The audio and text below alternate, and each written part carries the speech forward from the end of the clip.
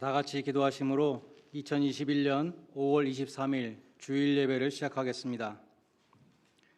야곱아, 너를 창조하신 여호와께서 지금 말씀하시느니라. 이스라엘아, 너를 지으신 이가 말씀하시느니라. 너는 두려워하지 말라. 내가 너를 구속하였고 내가 너를 지명하여 불렀나니 너는 내 것이라. 내가 물 가운데로 지날 때에 내가 너와 함께 할 것이라. 강을 건널 때에 물이 너를 침몰하지 못할 것이며 내가 불 가운데로 지날 때에 타지도 아니할 것이요 불꽃이 너를 사르지도 못하리니 대전하는 여호와 내 하나님이요 이스라엘의 거룩한 이요 내 구원자임이라. 아멘. 생명의 주인이 되시는 하나님 아버지, 죄인을 구원하시는 성부 하나님의 사랑과 우리의 죄를 대속하여 주신 성자 예수님의 은혜와 성령 하나님의 위로하심으로 인하여 찬송과 영광을 올려드립니다. 이 시간 주님의 보혈로 깨끗이 씻긴 정결한 마음으로 구속의 은혜를 찬양드리게 하시며 절망과 슬픔이 소망과 평강으로 변화되는 예배로 인도하여 주시옵소서. 예수님의 이름으로 기원드리옵나이다. 아멘.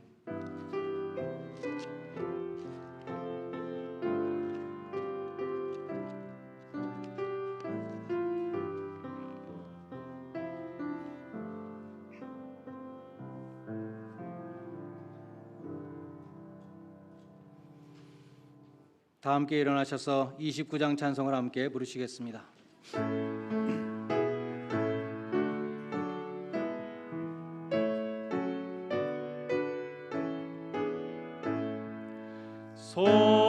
성도여 다 함께 할렐루야 아멘. 주 찬양하여라 할렐루야 아멘. 주 보좌 앞에서 택하신 은혜를 다 찬송하여라 할렐루야 아멘. 만문을 열어라 할렐루야 아멘. 온 하늘 울려라 할렐루야 아멘. 인도자 되시며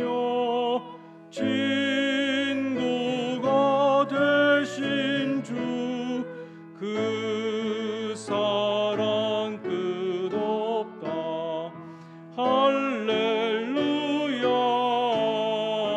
아멘. 주 찬양하여라 할렐루야 아멘. 찬양은 끝없다 할렐루야 아멘. 거룩한 집에서 준초 드리며 늘 찬송 부르자 할렐루야 아멘. 교독문 제28번 시편 63편 말씀을 함께 교독하겠습니다. 하나님이여, 주는 나의 하나님이시라. 내가 간절히 주를 찾되 물이 없어 마르고 황폐한 땅에서 내 영혼이 주를 갈망하며 내 육체가 주를 앙모하나이다. 내가 주의 권능과 영광을 보기 위하여 이와 같이 성소에서 주를 바라보았나이다. 주의 인자하심이 생명보다 나음으로 내 입술이 주를 찬양할 것이라. 이러므로 나의 평생에 주를 송축하며 주의 이름으로 말미암아 나의 손을 들리이다. 골수와 기름진 것을 먹음과 같이 나의 영혼이 만족을 것이라. 나의 입이 기쁜 입술로 주를 찬송하되 내가 나의 침상에서 주를 기억하며 새벽에 주의 말씀을 작은 소리로 읊조릴 때 하오리니 주는 나의 도움이 되셨습니다. 내가 주의 날개 그늘에서 즐겁게 부르리이다. 아멘. 사도신경으로 신앙 고백 드리겠습니다.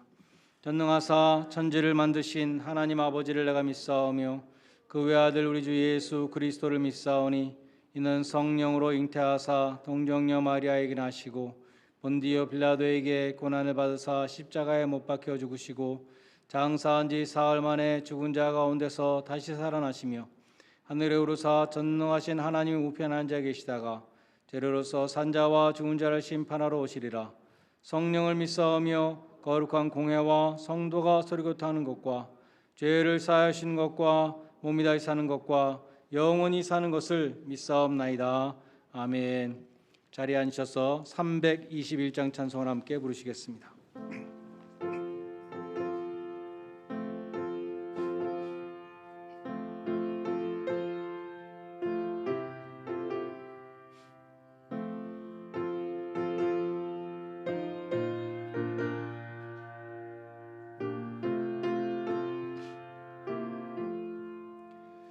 날 대속하신 예수께 내 생명 모두 드리니 늘 진실하게 하소서. 내 구주 예수여, 나 구주 위에 살리라. 내 기쁨 한량 없으리. 내 갈 길 인도하소서. 내 구주 예수여, 날 구원하신 예수를 일평생 의지하오니 날 영접하여 주소서.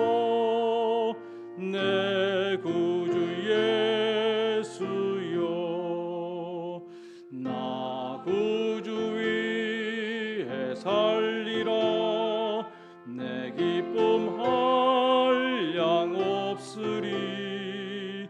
내 갈 길 인도하소서.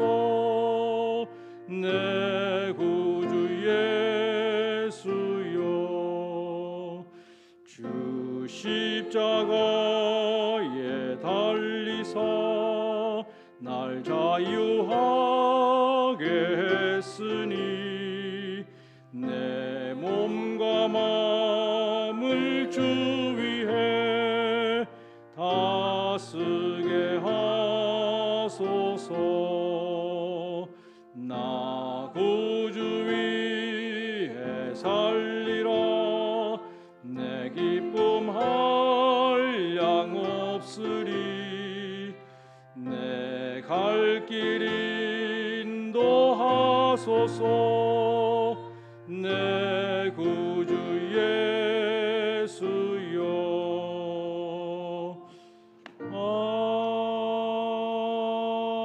아멘. 이경희 권사님의 인도로 함께 기도하시겠습니다.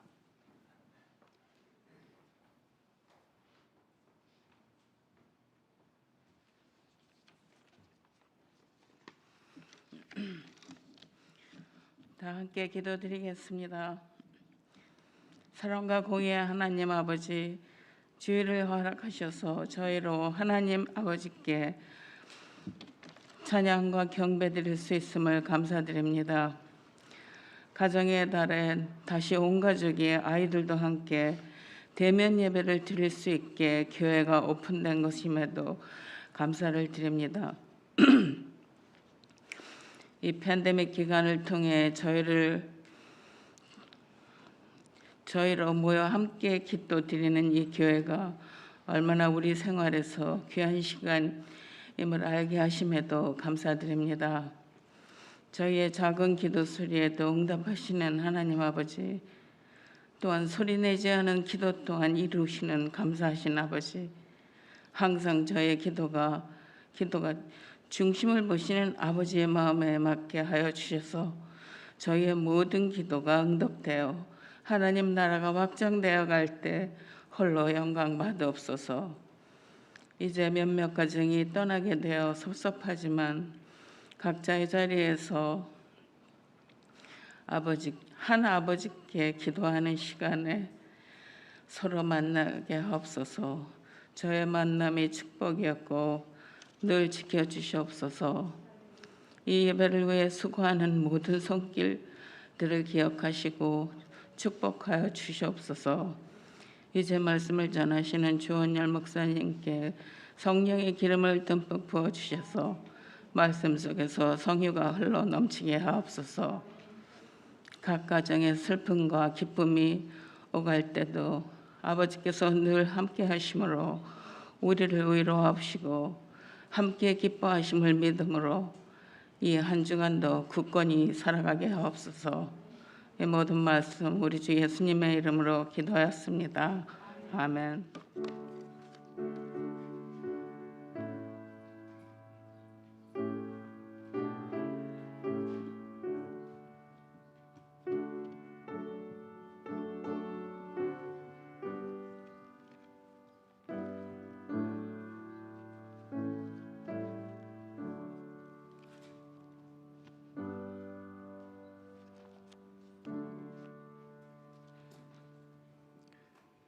성경 말씀 사무엘상 27장 1절로 2절 말씀을 봉독하겠습니다.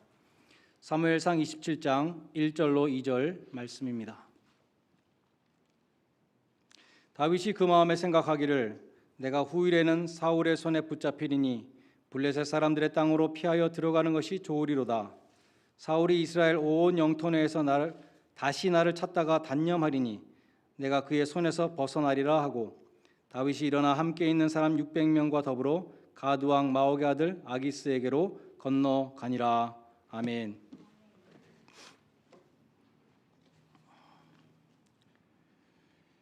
사무엘상 21장에서 다윗이 사울 왕을 두려워해서 블레셋 땅으로 들어간 적이 있었습니다.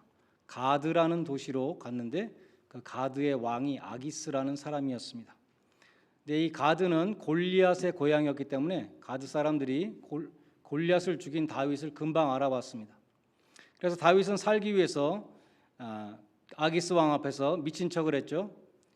침을 흘리면서 대문을 손으로 긁으면서 미친 사람 광인의 노릇을 해가지고 죽음을 면했습니다. 그리고 다시 유대 땅 아둘람 굴로 돌아온 적이 있었습니다. 오늘 읽은 사무엘상 27장 1절로 2절에 보면 다윗이 또다시 사울 왕을 피해서 가드 왕 아기스에게로 갑니다. 다윗이 그 마음에 생각하기를 내가 후일에 사울의 손에 붙잡히리니 블레셋 사람의 땅으로 피하여 들어가는 것이 좋겠다. 사울이 이스라엘 안에서 나를 찾다가 단념하리니 내가 그의 손에서 벗어나리라. 그리고 함께 있는 600명과 함께 가드의 왕 아기스에게로 갔습니다. 스펄전 목사님은 여기에 기록되어 있는 다윗의 생각, 내가 후일에 사울의 손에 붙잡히리니 블레셋 사람의 땅으로 피하여 들어가는 것이 좋겠다. 사울이 이스라엘 안에서 나를 찾다가 단념하리니 내가 그의 손에서 벗어나리라. 이 생각, 이게 얼마나 잘못된 생각이었는가에 대해서 조목조목 설명을 합니다. 제가 대폭 줄여서 요약을 해서 말씀드리겠습니다. 첫째로 다윗의 말에는 뒷받침할 만한 증거가 없었다는 것입니다. No evidence. 다윗이 자신의 일기장을 열고, 일기장이 있었는지 없었는지 모르지만 가상의 일기장을 열고 몇 월 며칠 이때 바로 하나님이 나를 버리셨었다라고 말할 수 있는 증거가 없었다는 것이죠.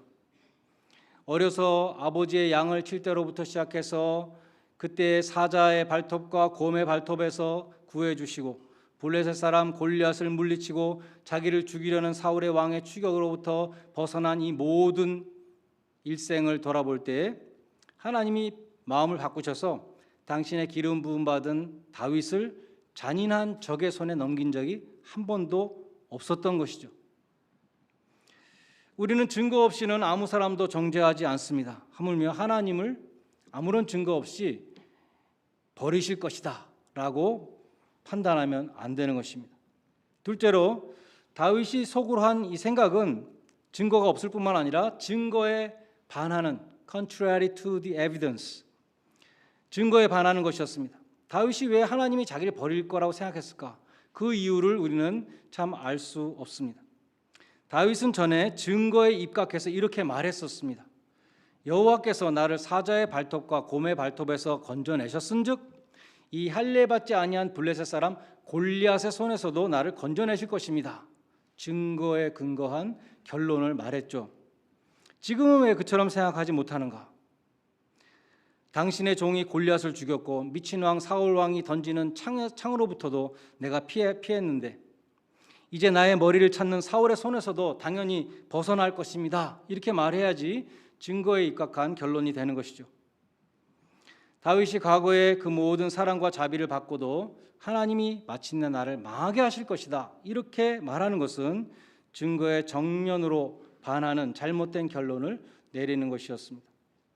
셋째로 다윗의 이 생각은 하나님의 약속에 반대되는 것이었습니다. 사무엘이 다윗의 머리에 기름을 부으면서 장차 이스라엘의 왕이 될 것이라는 하나님의 그 약속을 전했습니다. 그런데 다윗이 사울의 손에 죽는다면 그 하나님의 약속은 뭐가 됩니까? 성취될 수가 없는 것이죠.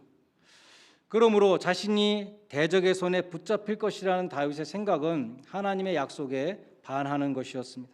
넷째로 다윗의 이 불신의 생각은 자기 스스로 한 말과도 맞지 않는 것이었습니다. 다윗은 종종 주변 사람들에게 확신에 차서 이렇게 말했습니다. 사울은 시간이 되면 죽을 것이다. 내 손으로 직접 죽이지 않을 것이다. 이렇게 말하곤 했죠. 다윗은 사울의 죽을 운명이 정해져 있다고 말했습니다. 확신했습니다. 그런데 지금은 내가 그의 손에 죽을 것이다, 이렇게 염려를 하고 있습니다. 얼마나 모순입니까? 시편 27편에 보면은 다윗이 이렇게 고백했습니다. 군대가 나를 대적하여 진칠지라도 내 마음이 두렵지 아니하며 전쟁이 일어나 나를 치려할지라도 나는 여전히 태연하리로다 라고 말했던 다윗이 지금은 내가 사울의 손에 망하리로다, 이렇게 말하고 있다는 것입니다. 시편 18편 다윗이 지은 시편입니다. 나의 힘이신 여호와여, 내가 주를 사랑하니이다. 여호와는 나의 반석이시요 요새시요 나를 건지시는 이시요 나의 하나님이시요 내가 피할 바위시요 나의 방패시요 나의 구원의 뿌리시요 나의 산성이시로다. 내가 찬송받으실 여호와께 아뢰리니 내 원수들에게서 구원을 얻으리로다 라고 자신 있게 하나님을 찬양했던, 신앙을 고백했던 이 다윗이 내가 사울의 손에 붙잡힐 것이다 라고 말하고 있습니다. 다윗은 불신앙 가운데 스스로의 모순을 드러내고 있는 것입니다. 오늘 본문 1절에 보면 왜 다윗이 이렇게 됐는가 해답이 있습니다.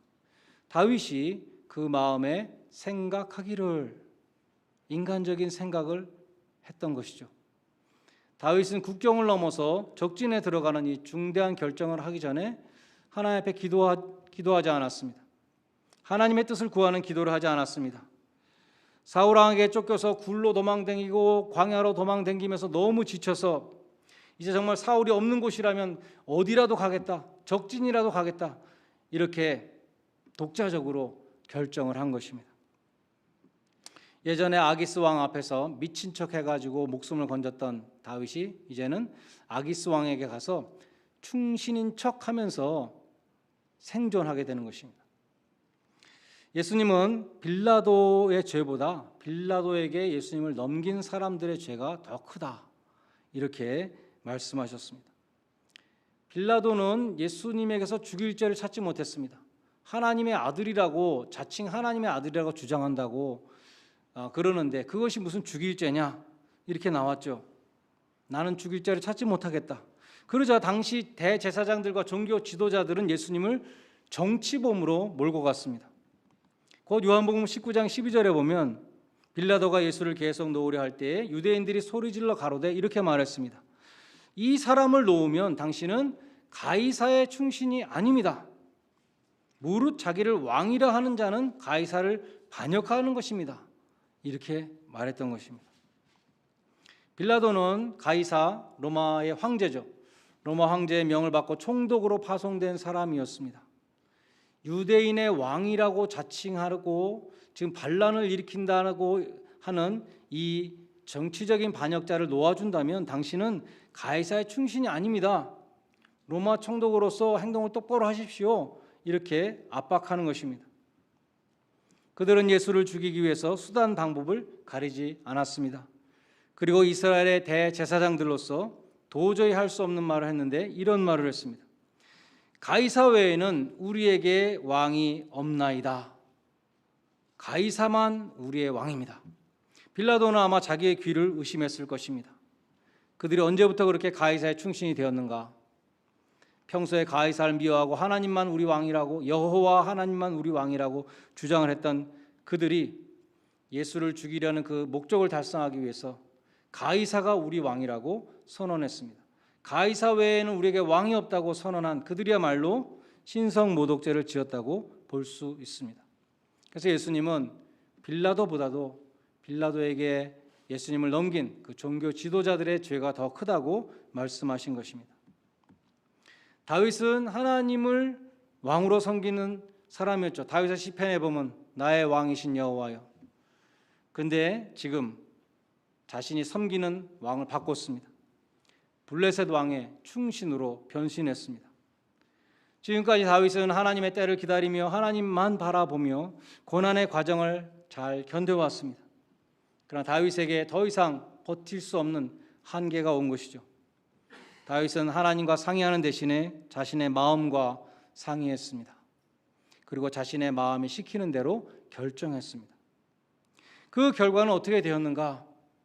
사무엘상 27장부터 30장까지를 읽어보면 다윗은 점점 더 깊은 늪 속으로 빠져들어갑니다.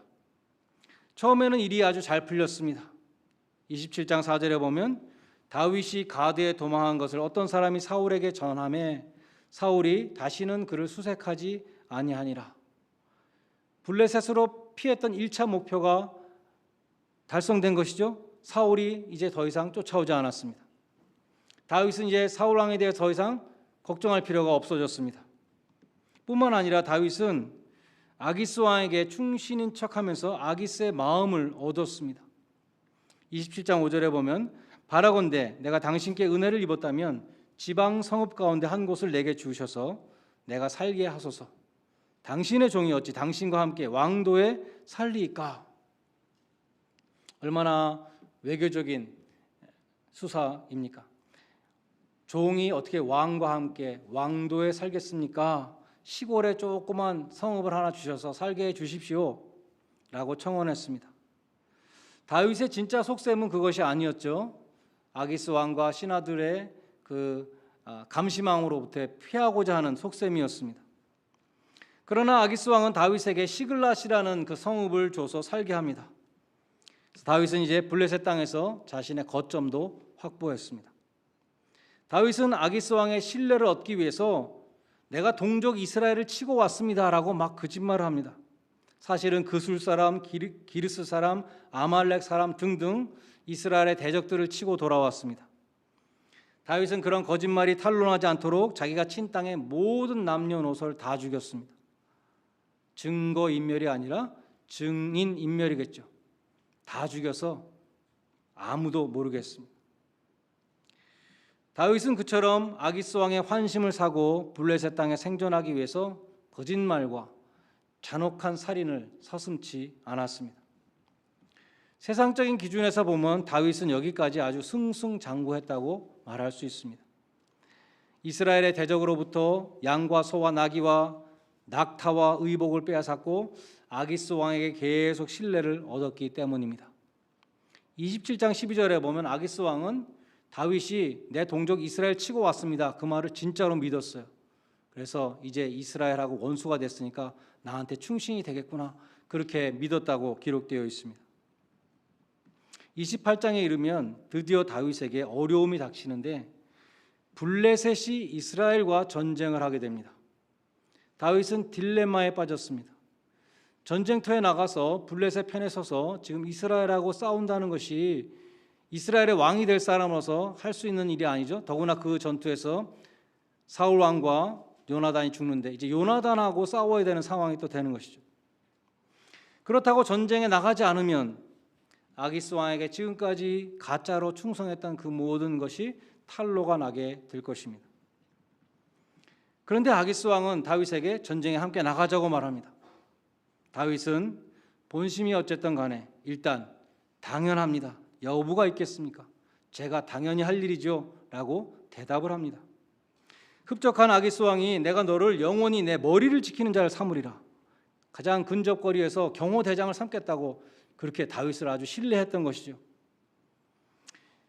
정말 전쟁터에 나가면 어떻게 될 것인가? 이 진퇴양난의 위기에서 다윗은 과연 어떻게 되었을까요? 29장에 이르면 드디어 전쟁에 나가는데 블레셋의 수령들과 방백들이 다윗의 참전을 반대합니다. 그러자 아기스 왕은 다윗을 변호했습니다. 그는 믿을 수 있는 사람이다.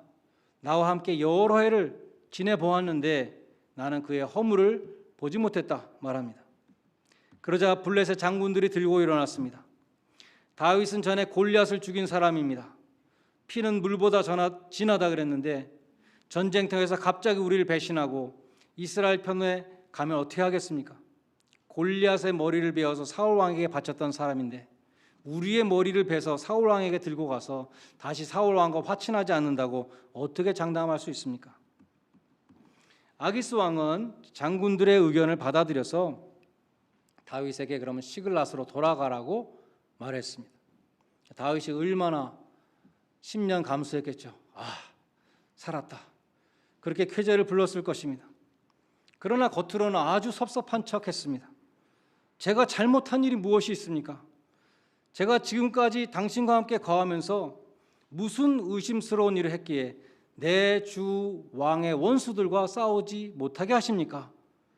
이렇게 말했습니다. 자기 동족 이스라엘을 내 주 왕의 원수라고 부릅니다.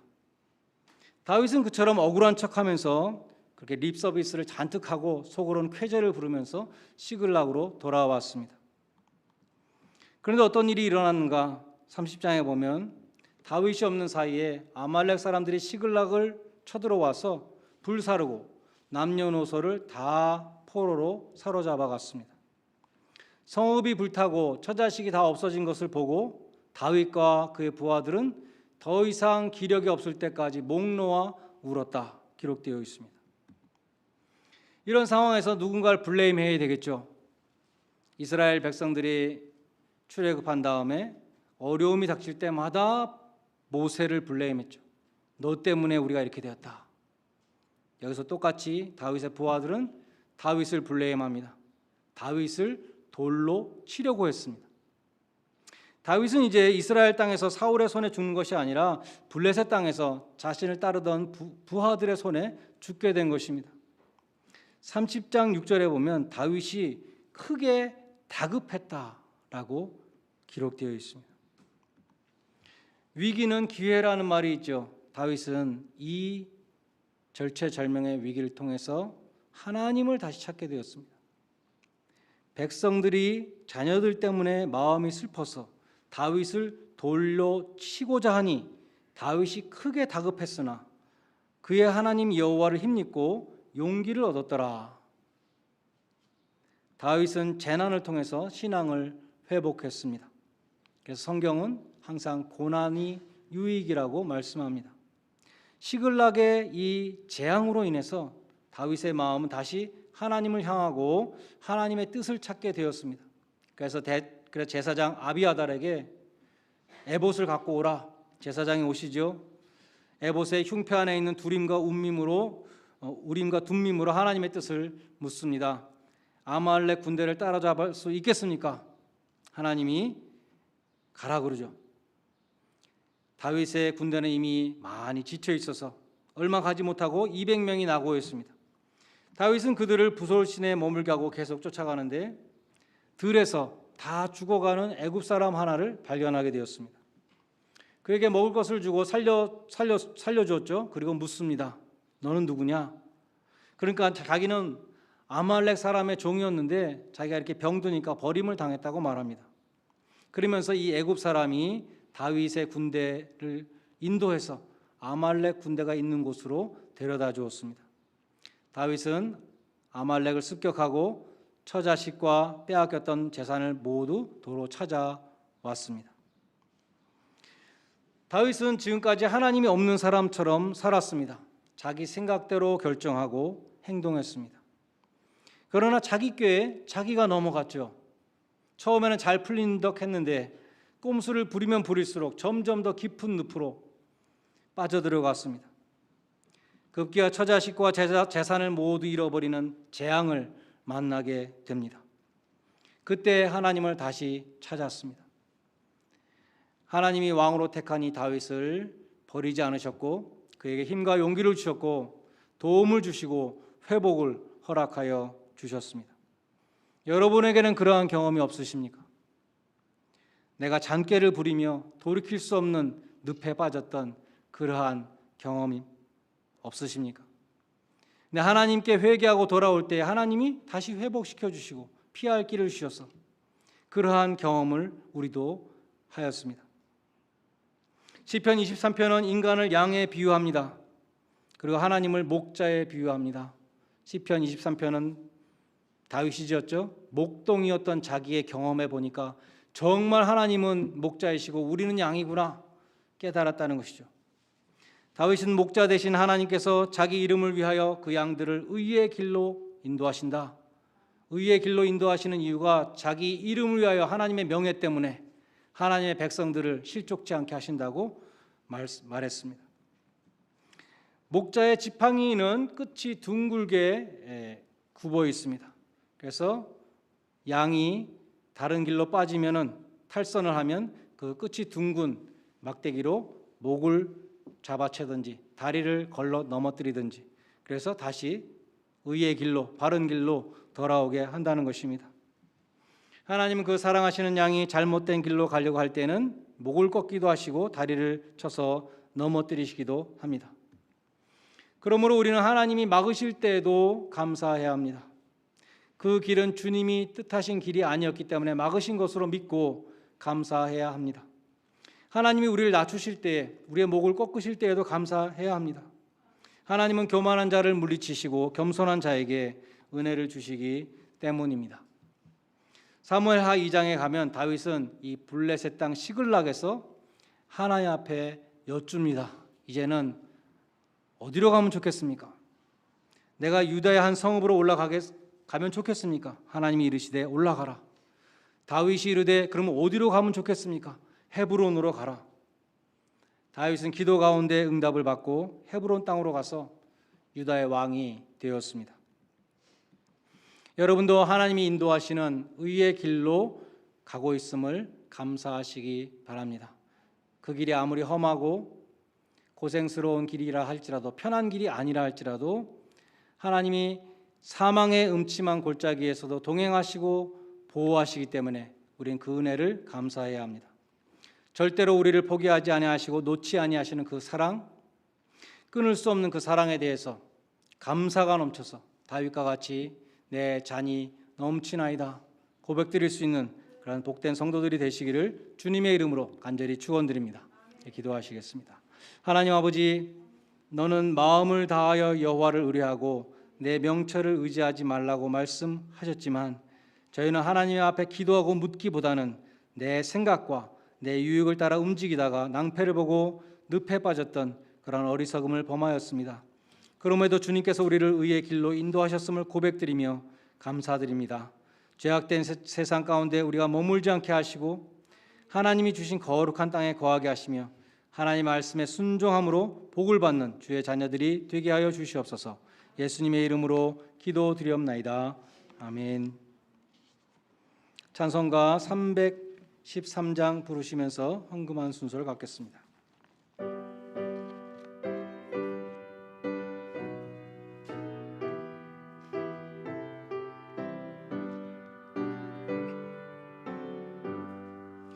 내 임금 예수 내 주여 이 죄인이 주님 앞에 한없는 은혜 받 생명 모두 드리오니 그 풍성하시는 종을 주에게 내려 주소서. 내 임금 예수 내 주여 이 죄물은 덮으시고 주 십자가에 흘리시 그 피를 믿는 마음을 보사 내 중한 죄를 사하여 참 평안 안마 주소서. 내 임금 예수 내 주여 주 은혜에 감격하여 한없는 감사 찬송을 내 주님 앞에 드리오며 내 마음과 정성 다하여 늘 기뻐하며 살리라. 내 임금 예수 내 주여 이 마음과 이 전한 몸 그 법의 피로 값주고 주 친히 사신 것이오니 나 이제 사나 죽으나 주 뜻만 따라 살리라. 아멘.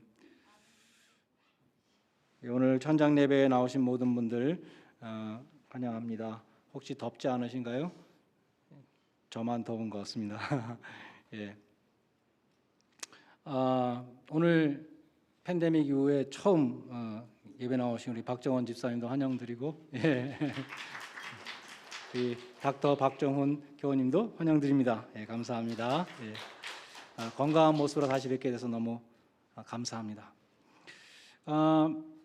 우리 오늘부터는 로드아일랜드 모든 교회들이 아무런 제한 없이 마스크나 거리 제한 없이 예배드릴 수 있다고 주정부에서 발표했지만 우리가 조금 더 시간을 두고 모든 분들이 지금 다 백신을 맞으신 걸로 알고 있지만 모든 분들이 완전히 백신 맞고 2주 지날 수 있도록 또 시간을 우리가 더 드리고 6월 말까지는 우리가 마스크와 거리 두기 우리 3feet 디스턴스를 계속 유지하고자 합니다. 어려운 상황 속에서 교회를 사랑하는 마음으로 벤모 우편으로 직접 오셔서 헌금 드리는 모든 분들께 감사드리고 벤모는 12시에 마감을 하도록 하겠습니다. 떠나시는 교우님들 작년에는 이제 군인 가정들이 많이 떠나셨고 올해는 또 의사 가정들이 많이 떠나시는데요. 우리 참 섭섭한 마음 또 함께 나누고 또 팬데믹 기간 동안에 새로 오신 분들 우리가 함께 예배 드렸지만 인사할 기회는 거의 없었잖아요. 예배 끝나면 그냥 다 나가시고 하기 때문에 없었는데 함께 또 친교하는 시간을 갖고자 합니다. 그래서 6월 12일 토요일 정오에 고다드 파크에서 전교연 피크닉을 가지려고 합니다. 여러분 꼭 기억하시고 시간을 꼭 세이브해 두셔서 또 다 동참해 주시기를 바라겠습니다. 우리 김명희 권사님의 부군 되시는 알란 로즈맨 성도님이 지난 수요일에 갑자기 소천하셨습니다. 우리 함께 예배도 여러 번 같이 드리셨고 또 전교인 피크닉에 오셔서 사진도 찍어주시고 하던 여러 가지가 참 기억이 납니다. 우리 정말 이렇게 갑자기 슬픔 당한 우리 김영희 권사님 또 그 가정들을 위해서 기도해 주시고 정말 이 충격과 슬픔을 잘 이길 수 있도록 여러분들이 기도로서 후원해 주시기를 바라겠습니다. 권사님이 지금 생각은 6월 5일쯤 메모리얼 서비스를 했으면 좋겠다고 말씀하시는데 결정이 되면 다음 주일에 다시 한번 광고를 드리도록 하겠습니다. 아래층에 우리 그동안 너무 오랫동안 보관하여서 엑스퍼레이션 데이트가 거의 다 돼가는 우리 식재료들 간장, 뭐 고춧가루 여러 가지 있더라고요. 아직까지 있는지 모르겠는데 혹시 원하시는 분들은 가져가시기 바라겠습니다. 생명의 삶 6월호가 바깥에 비치되어 있습니다. 6월호 원하시는 분들 5불씩 내시고 가져가시기를 바라겠습니다. 다 일어나셔서 마지막 1장 찬송 함께 부르시겠습니다.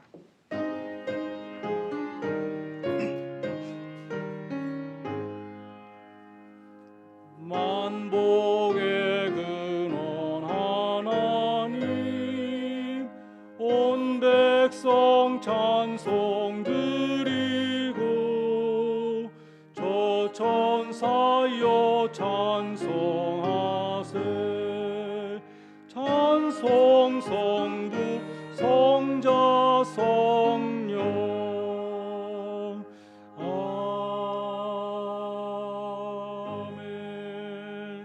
기도하시겠습니다.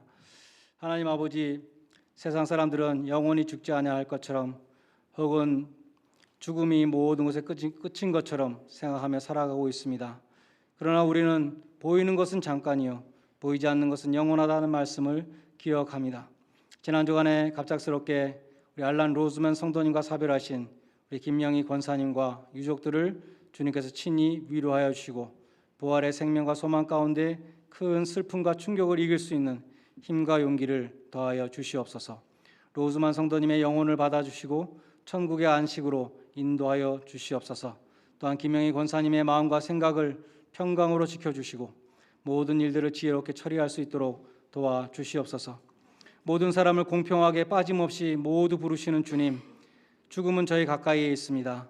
저희를 부르시는 그날까지 저희 모두가 주님의 뜻을 구하며 주님께서 기뻐하시는 예배자와 봉사자로 살게 하셔서 주님 앞에 서는 날 착하고 충성된 종으로 칭찬받게 하여 주시옵소서.